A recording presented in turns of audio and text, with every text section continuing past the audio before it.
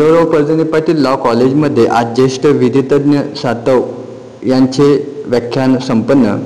कोपरगाव शहरातील कोपरगाव तालुका विद्यार्थी सहाय्यक समिती अंतर्गत असलेले नामदेवराव परजणे पाटील लॉ कॉलेजमध्ये आज दिनांक 11/10/2025 रोजी सकाळी फॅमिली लॉ आणि CRPC लॉ संदर्भात लॉच्या विद्यार्थ्यांसाठी व्याख्यान आयोजित करण्यात आले होते. या कार्यक्रमाचे अध्यक्ष संस्थेचे संस्थापक अध्यक्ष हिरालाल महानभाऊ हे होते, तर प्रमुख उपस्थितीत मान्यवर म्हणून सरकारी वकील advocate Sharad Maruti Gurjar, advocate Mahesh Bhide, advocate Savita Kadam Pol, advocate Paresh Daga, advocate Mahendra Jadhav, advocate Nitin Girme हे उपस्थित होते. तर आजच्या कार्यक्रमाचे प्रमुख वक्ते म्हणून ज्येष्ठ ॲडव्होकेट सातव हे होते.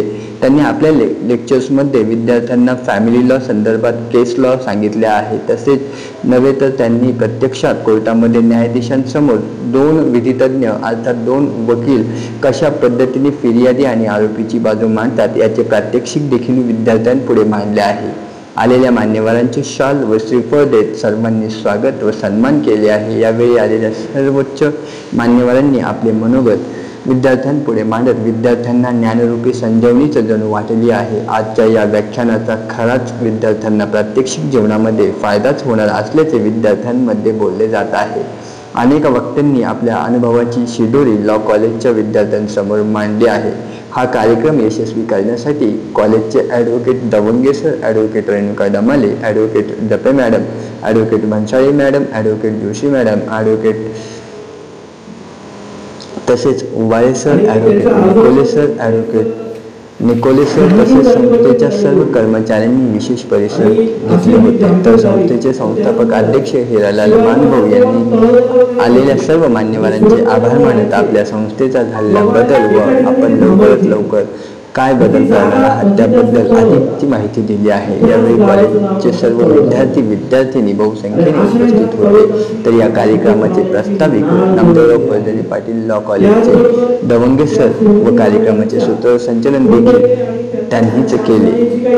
CNI महाराष्ट्र न्यूजसाठी संपादक अमित शेख, अहिल्यानगर.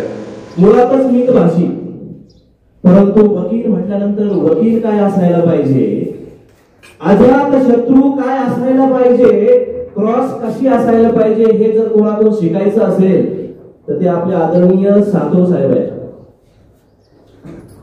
सातव साहेबांचं आणखी एक महत्त्वाचं वैशिष्ट्य, त्यांची सुवेद्य पत्नी ह्या देखील वेल एज्युकेटेड आहेत. त्यांनी देखील शिक्षण क्षेत्रामध्ये महत्त्वाचा ठसा उमटवलेला आहे. त्यांच्या पत्नीच नाही, त्यांची मुलगी देखील ही लॉयर आहे. मुलगीच नाही, त्यांचे जावई देखील लॉयर आहेत. आणि त्याच बरोबर त्यांच्या मुलींना नोटरी सुद्धा बहाल करण्यात आलेली आहे. कोर्टामध्ये प्रॅक्टिस करताना त्यांच्याकडे असंख्य ज्युनियर होते. कस्टम म्हणून एक भाग असतो. तर आपल्याकडे मानभाऊ सरांचं भाषण जर झालं तर ते लग्न पूर्ण झालं असं समजलं जातं. आशीर्वादपर मंगलाष्टका शेवटच्या मंगलाष्टकं ठेवून नवरीला ताटकळत ठेवून ते जेव्हा भाषण होतं किंवा कोणी पुढारी येणार असतील किंवा आता असे फेटा सेशन, फोटो सेशनसाठी सगळं वेळ मुहूर्त वगैरे हा काही भानगड नसते त्याच्यात. तर हे प्रश्न असा आहे की एक लग्न असताना दुसरं लग्न होतच नाही तर त्या माणसांना शिक्षा कशी होती. समजा एक माणूस त्याच्यात फक्त त्या दुसऱ्या लग्न करणाऱ्या नवऱ्याला शिक्षा झालेली नाही, त्याचे आईवडील, भाऊ बहिणी, मित्रमंडळी या सगळ्यांना निर्माण ट्रायल कोर्टाने शिक्षा दिलेली आहे. कसं एखाद्याने 2-3 जणांनी मिळून चोरी केली, एक राखण करतो, दुसरा आतमध्ये आत घुसतो, तिसरा चोरी करतो, मदत करतो, मारहाण करतो आणि तो गुन्हा पूर्ण झालेला असतो. बाहेर आल्यावर हे सगळेजण ती चोरीची रक्कम वाटून घेतात. इथे दुसरं लग्न जेव्हा होतं तेव्हा काय वाटलं जातं, ती नवरी वाटली जाते की नवरदेव वाटला जातो. म्हणजे ह्या सगळ्यांनी मिळून जर गुन्हा केलेला आहे म्हणजे ते काही नवरा झालेत का, नवरी झालेत का. मग ही शिक्षा करणं मी निर्माण ट्रायल कोर्टाला बऱ्याच वेळा सांगितलं की असा गुन्हा होऊ शकत नाही. ते म्हणतात नाही, पुस्तकात दिलेलं आहे, आम्ही त्यांना ते सिद्ध झालेलं आहे सगळं विधी, पहिलं लग्न सिद्ध झालेले, आम्ही यांना शिक्षा करणार, दंड शिक्षा काय करायची ती करायची. तर अशी पण मंडळी आहेत. एक लग्न असताना दुसरं लग्न करू नये. एक धनंजय कुलकर्णी नावाचे गृहस्थ वारले ते मध्यंतरी 10-1 वर्षापूर्वी. त्यांचं एक वैशिष्ट्य होतं, ते उलटे चालायचे, 3-4 मजल्यावरून उड्या मारायचे, काचा खायचे, मोटर खायचे, असे तऱ्हेतऱ्हेचे. आणि त्यांचं असं म्हणणं होतं, एक लग्न असताना दुसरं लग्न जर होऊ शकत नाही तर एकाच वेळेस 4-5 स्त्रियांशी लग्न करायला काय हरकत आहे, कारण कुठं पहिलं लग्न आहे तिथं.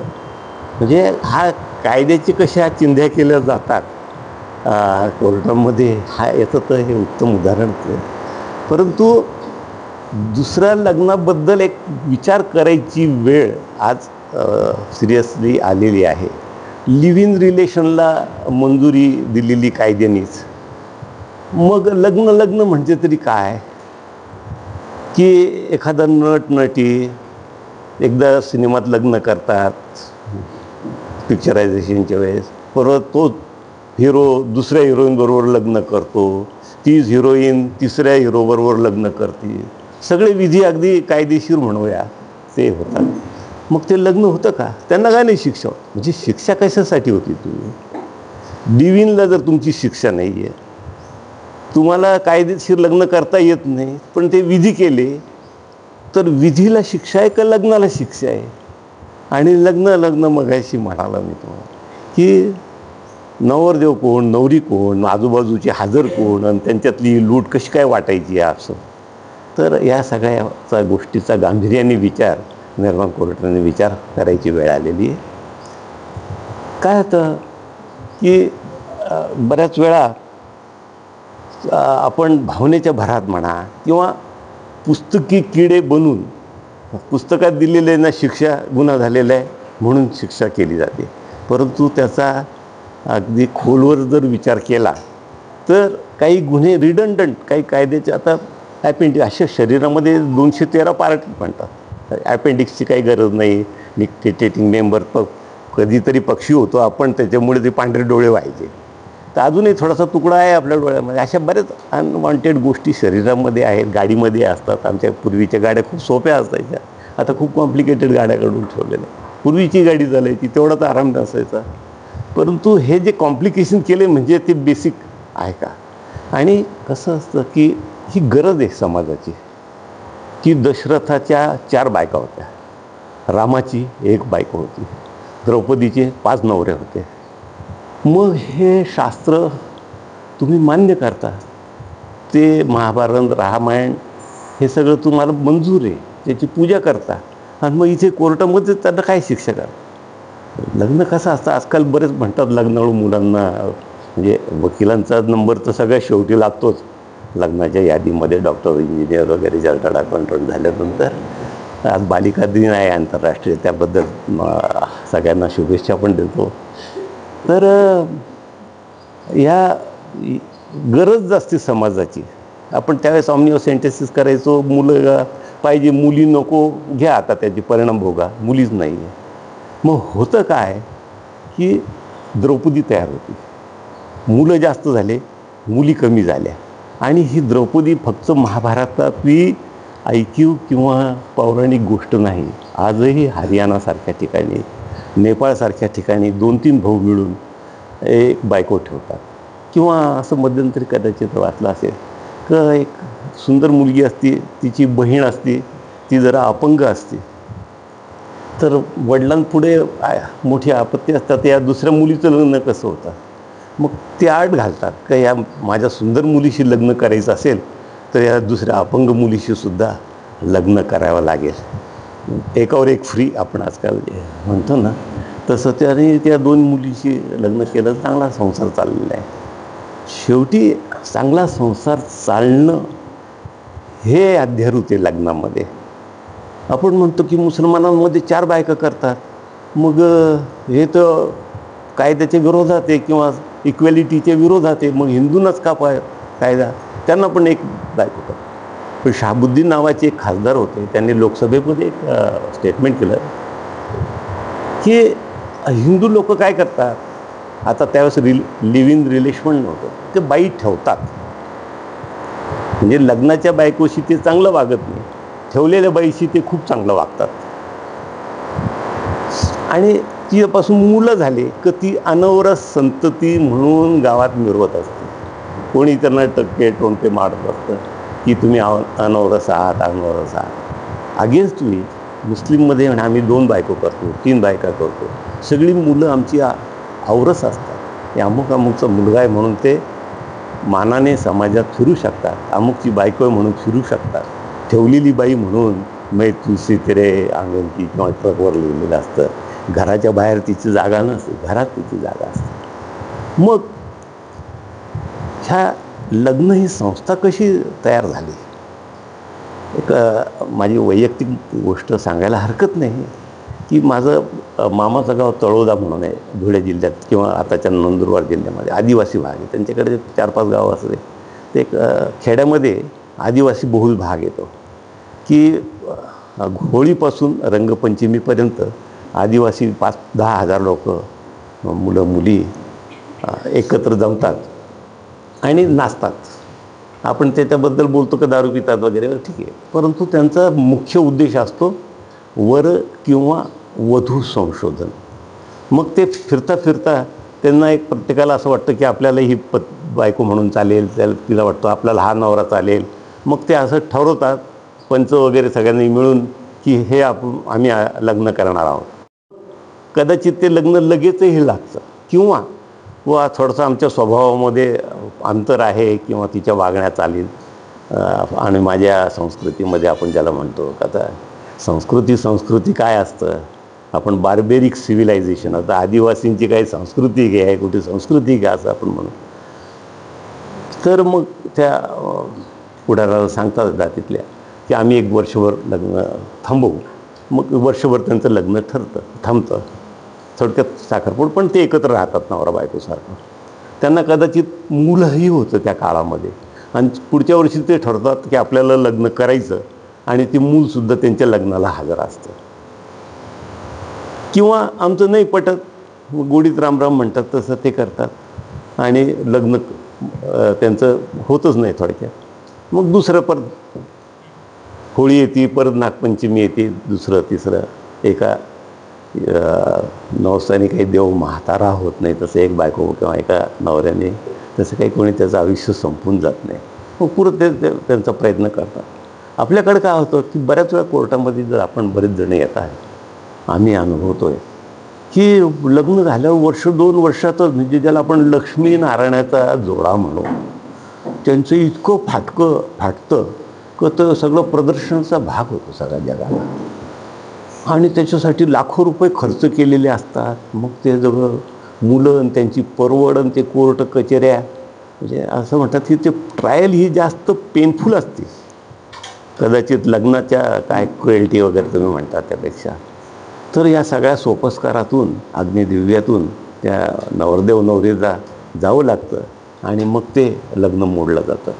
किंवा कदाचित त्याला इतकाही उशीर होतो का एखाद्या ते डिक्री घेऊन जेव्हा नवरदेवाकडे किंवा नवरीकडे तो बेली फिरतो का तुमचं लग्न झालं, तर माणसाला तो इतका म्हातारा झालेला असतो, त्याला आठवतही नाही की आपण लग्न केलेलं होतं, आपण फारकतीसाठी अर्ज केला होता, आपल्या बाजूने किंवा आपल्या विरुद्ध हुकूम झाला, हे सुद्धा विसरून जा. कारण कोर्टात इतका उशीर होतो. म्हणजे जे गोल्डन आवर असतो तसं प्राईम लाईफ यूथ असतं त्या व्यक्तींचं, ते हिरावलं जातं या कोर्ट प्रोसिजरमध्ये. आता जर मी हिंदू कायदा माझ्याबरोबर आहे, मी तुम्हाला वाचून दाखवलं तर हिंदू कायदा कोणाला लागू आहे? सगळ्यांना. 1955-56 साली हिंदू मॅरेज ॲक्ट.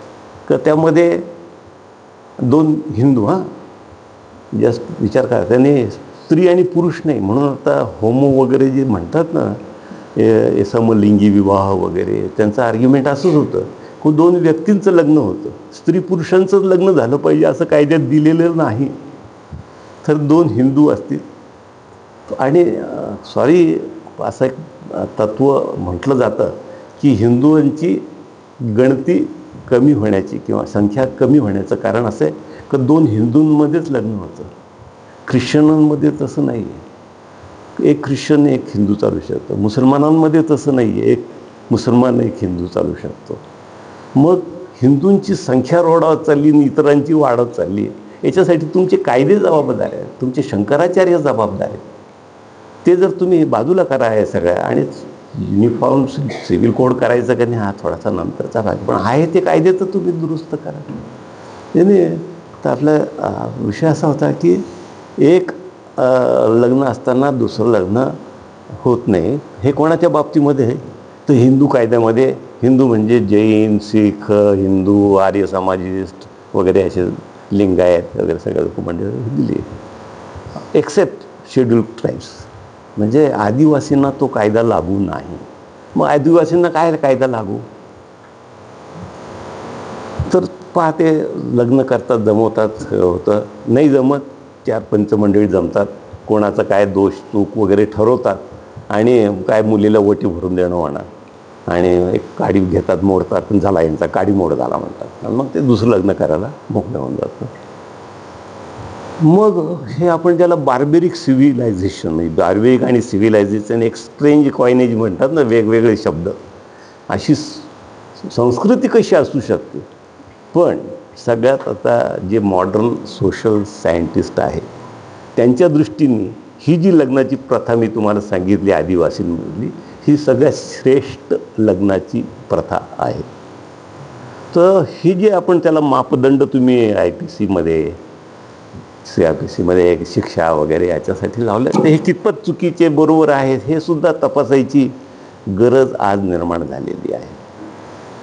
अशा परिस्थितीमध्ये माझं असं मत आहे की या लोकांना जी शिक्षा झालेली आहे ती काही कारण नसताना ट्रायल कोर्टाने समाजाला धडा शिकवावासाठी किंवा आपण आपल्यामध्ये कोणी टीका करू नये म्हणून, म्हणजे म्हणायला हरकत नाही, माझा वैयक्तिक अनुभव कदाचित चुकीचा बरोबरही असेल, पण आमच्या सांगितलं आपल्याला वक्त्यांनी की आम्ही आमचा मुद्दा रेटायचा प्रयत्न करत असतो. तर आता थोडंसं मलाही बरं वाटल्या सगळ्या डिस्टर्बन्स म्हणता, पण ॲट होम मला आता वाटलं, मग घरी आल्यासारखं वाटलं आता. तर समाजशास्त्रज्ञांनी असं सांगितलं की ही सगळ्यात चांगली पद्धत आहे, काडीमोड करणे किंवा हे लग्न तात्पुरतं करणे, नंतर खरोखरचं लग्न करणं, हे सगळं तुम्ही फुजूलचा खर्च, मशिनरी एवढी लागवत आहे, आणि ते समाजामध्ये परित्यक्त आहे हा तो सोडून दिलेला आहे.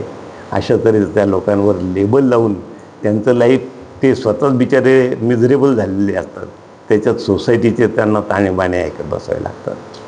तर हे सगळं पाहता माझी धर्मा कोर्टाला अशी रिक्वेस्ट आहे की माझे पक्षकारांना कायद्याचा मुद्दा ग्राह्य धरून निश्चित हे लग्न बेकायदेशीर झालेलं नाही, दुसरं लग्न त्याच्यात त्याला शिक्षा करायचं काही कारण नाही, म्हणून त्यांना ऑर्डिनरीली सोडून द्यावं, एवढं बोलून मी माझं तर या आरोपीतर्फे किंवा अपिलेंटतर्फेचं भाषण किंवा बाजू मांडायचं थांबवतो. आणि आता सांगितलं की हे लग्न वगैरे सगळ्या फुजूलच्या गोष्टी आहेत. दुसरं लग्न, पहिलं लग्न याचं काही नसतं, लग्न लग्नच असतं, किंवा ते झालं काय नाही झालं काय वगैरे. अशा तऱ्हेने एवढे 100-200 वर्षाचा कायदा त्यांनी मोडीत काढायचा प्रयत्न केलेला आहे. पण समजा आपण बसच्या स्टँडवर उभा आहोत आणि नवीन बस आली, खूप गर्दी आहे तिथे, आणि क्यूमध्ये कोणी जर आलंच नाही तर होईल काय? जो धटिंगण असेल तो बाकीच्या लोकांना बाजूला सारेल, आतमध्ये घुसून जाईल, आणि बाकीची जी समजा विकर सेक्शन असतील त्यांना बाजूलाच थांबावं लागेल. तेव्हा हा जो कायदा जो केलेला आहे तो ह्या सगळ्या समाजाची स्टॅबिलिटी राहावी या दृष्टीने केलेला हा कायदा आहे. त्यामुळे मेहरबा ट्रायल कोर्टाने केलेली शिक्षा ही योग्य आहे. तर हा एक भाग आहे. लग्न काय फक्त प्रोक्रिएशन, म्हणजे असं म्हणतात की ॲनिमल्सचे, प्रत्येक ॲनिमल्सचे इन्क्लुडिंग ह्युमन बिईंग का 2 इन्स्टिंक्ट्स असतात, एक procreation and love to the offspring. पण हे जर रेग्युलेट नाही केलं तर एखादं माकडासारखं आपलं होईल. सॉरी, आता हे माकड म्हणणंसुद्धा मी थोड्या वेळाने एक्सप्लेन करतो की एखादा हुप्या त्या टोळीचा मुख्य असतो आणि त्याला वागेल तसं तो धुडगूस घालत असतो. पण आता चिपॅन्झीबद्दल बाईंचं तुम्ही वाचलं असेल, वारल्या तेवढ्यात तर आपण त्यांना माकड म्हणतो पण त्यांना सुद्धा टूल्स वापरायची सवय. आपण जसे हत्यार वापरतो खाण्यासाठी तसे ते काड्यांच्या गजाचे आधार करून अन्न शोधतात, खातात, तयार करतात. त्यांच्यामध्ये इमोशन्स असतात, ते रडतात, हसतात, गातात. त्यांची फॅमिली असती, त्यांना मुलं असतात, त्यांच्यावर ते प्रेम करतात.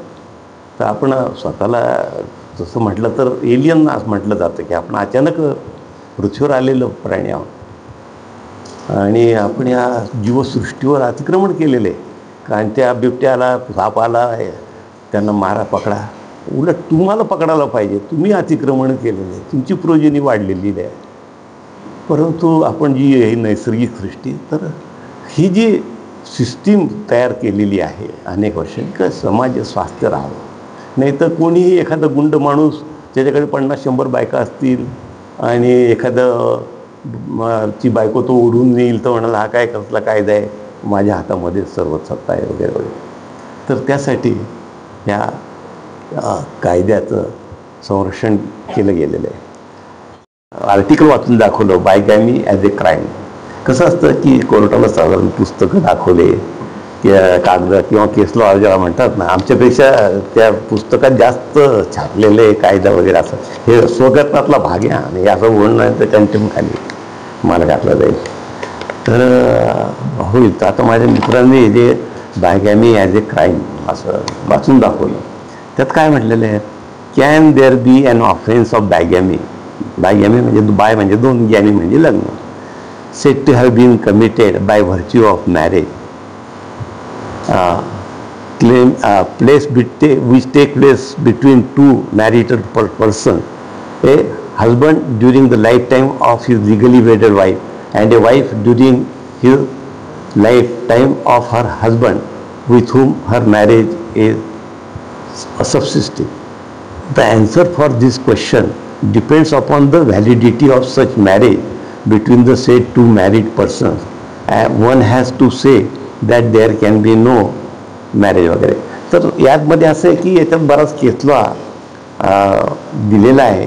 त्याच्यात नामदार हायकोर्ट सविता नावाच्या नटनीने असे कर्नाटकाच्या केलं होतं की नाही, तिचं म्हणणं कोर्टानं ग्राह्य झालं की अनकॉन्स्टिट्युशनली प्रोव्हिजन सेकंड मॅरेज वगैरे वगैरे.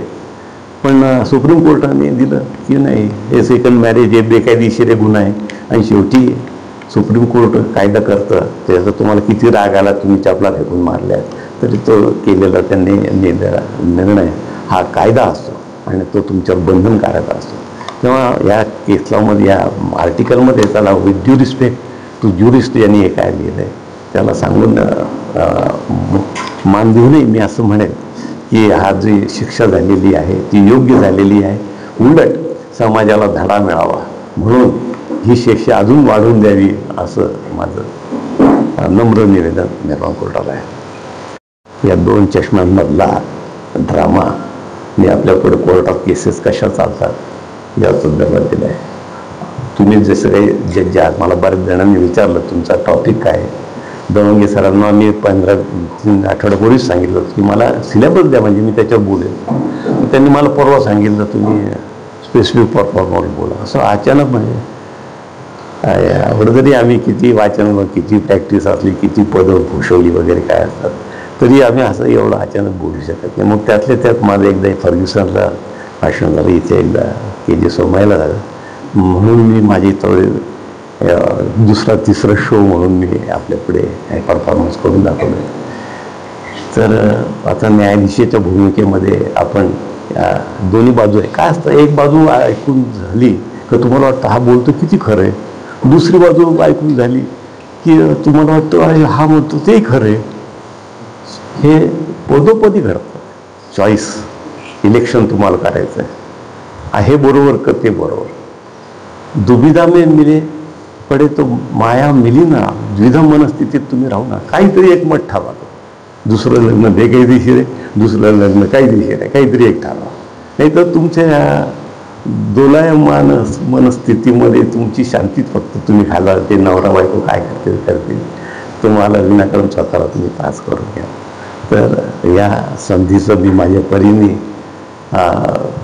तुम्ही जी संधी दिली आणि मला जी बरीच विशेषणं चिटकवली, तर त्याबद्दल मी एवढंच म्हणेन की मी कसा असावा अशा अपेक्षा वक्त्यांनी माझ्याबद्दल सांगितल्या आहेत आणि तसा मी होण्याचा जरूर प्रयत्न करीन. या निमित्ताने मलासुद्धा माझ्या सुधारणा करण्याचा वाव या व्यासपीठाने दिला आणि आपण सर्वांनी ते शांतपणे ऐकून घेतलं, याबद्दल आपले मनापासून आभार.